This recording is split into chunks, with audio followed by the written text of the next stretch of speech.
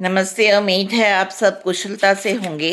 तो बहुत सारे लोगों के मन में ये रहता है कि हमने बहुत पूजा पाठ किए, धर्म कर्म के काम किए, तीर्थ यात्रा की, दान पुण्य किए, लेकिन हमें अपनी किसी भी तरह का कोई अच्छा फल जो है वो प्राप्त नहीं हुआ। तो क्या धर्म कर्म करने से कोई फल प्राप्त होता है? कई लोग तो परिणाम ना मिलने पे धर्म का मार्ग ही छोड़ देते हैं। तो आज इसी को देखेंगे कि धर्म कर्म करने से जो है वो लाभ प्राप्त होता है कि नहीं। तो इसके लिए एक कहानी है, अंत तक सुनिए।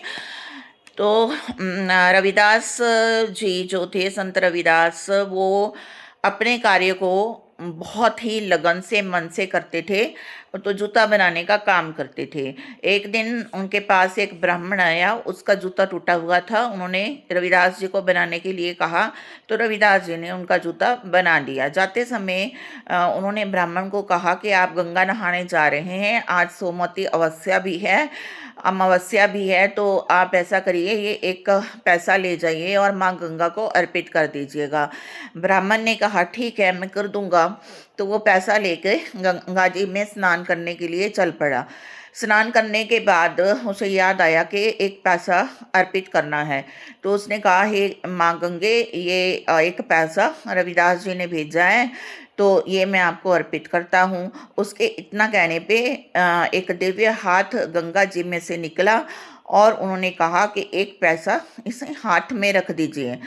तो वो बहुत हैरान हुआ, तो उसने वो पैसा हाथ पे रख दिया। जब वो जाने लगा तो उसको फिर से एक आवाज़ आई कि तुम ये कंगन ले जाओ और रविदास को दे देना। तो उसने वो कंगन ले लिया। जब उसने कंगन देखा तो वो बहुत ही कीमती रत्नों से जड़ा हुआ था। उसका मन बदल गया। उसने सोचा कि रविदास जी जो हैं वो इस कंगन का क्या करेंगे। तो उनको तो पता भी नहीं चलेगा कि माँ गंगा ने ये रत्न जड़ित कंगन जो है वो मुझे दिया है। तो अगर मैं इसको रानी को दे दूंगा तो वो मुझे बहुत बड़ा इनाम मिलेगा। तो वो सीधा महल चला गया, वहाँ जाकर रानी को वो कंगन दिया।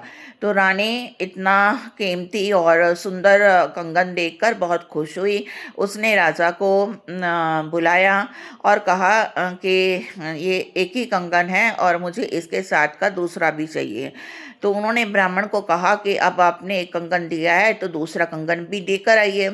तो ब्राह्मण ने कहा कि मेरे पास तो एक ही कंगन है, लेकिन दूसरा कंगन तो है नहीं। आप जौहरी को, अपने दरबार के जौहरी को बुलाइए और उससे दूसरा कंगन बनवा लीजिए।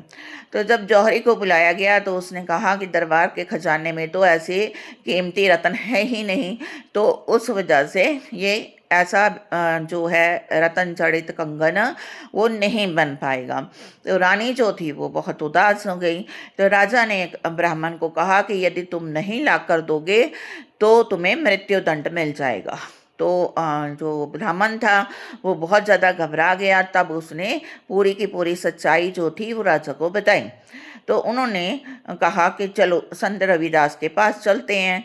तो रविदास जी के पास गए तो ब्राह्मण ने पूरी कहानी उनको सुनाई कि कैसे कैसे उसको वो कंगन मिला और उसने क्या किया। तो संत रविदास जी ने राजा को कहा कि आप इसे माफ़ कर दीजिए। वो कहते कि माफ़ तो तभी करूँगा जब दूसरा कंगन मिलेगा। तब उनके पास रविदास जी के पास एक कठौती में पानी रखा हुआ था। उन्होंने उसी में माँ गंगा को प्रार्थना की कि इस ब्राह्मण की जो जान है वो संकट में है, आप दूसरा कंगन भी दे दीजिए। तो उस कठौती में जो जल था वो गंगा की लहरों की तरह चलने लगा और माँ गंगा ने दूसरा रतन जड़ित कंगन उसमें रख दिया। तो संत रविदास ने वो उठाकर जो है राजा को दे दिया। तो ब्राह्मण का मृत्यु दंड माफ हो गया। तब रविदास जी ने कहा कि हमारा जो है मन पवित्र होना चाहिए, जो हम कर्म करते हैं वो पवित्र होने चाहिए, हमारे विचार पवित्र होने चाहिए। तभी हमें धर्म, कर्म, यज्ञ, तीर्थ इस सब का फल हमें तभी मिलेगा।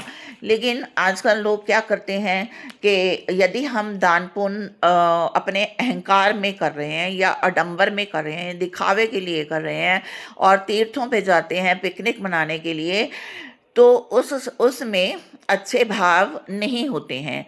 तो विचारों को भी अच्छे भावों में तब्दील करना पड़ेगा और अपने मन से सारे विकार, काम, क्रोध, लोभ, मोह, माया, अहंकार, दुर्भाव, द्वेष, ये सारे मन से दुर्भाव हटा के मन में करुणा, प्रेम, संवेदना, सत्य, क्षमा, दया, ऐसे दिव्य भावों को अपने मन में जागृत करना पड़ेगा।